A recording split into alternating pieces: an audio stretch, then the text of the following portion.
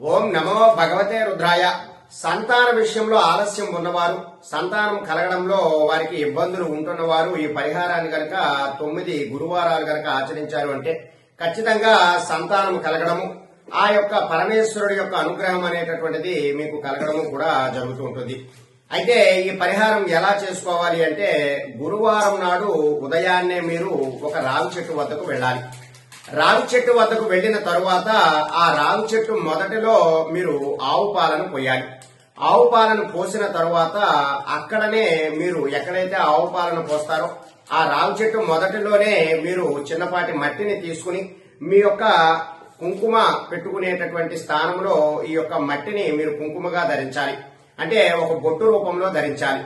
ధరించిన తరువాత మరలా అక్కడనే మీరు ఎక్కడి నుంచి అయితే ఈ మట్టిని అంతా కూడా సేకరిస్తారో ఆ ప్రదేశంలోనే మీరు నీళ్లను వేసి అక్కడే కొంచెం పసుపు కుంకుమ గంధమును కూడా వేసిన తరువాత అక్కడే మీరు అగరబత్తులు కూడా ధూపం చూపించాలి. ధూపం చూపించిన తరువాత మీరు ఒక చిన్నపాటి బెల్లాన్ని కూడా నైవేద్యముగా చూపించాలి.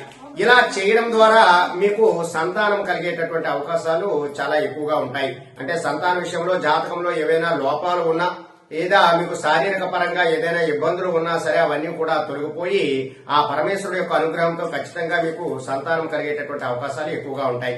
సంతాన విషయంలో ఎవరైతే ఇబ్బంది పడుతున్నారో వారు ఈ పరిహారాన్ని 9 గురువారాలు ఆచరించడానికి ప్రయత్నం చేయండి. సర్వే జనా సుఖినో భవంతు. శుభం.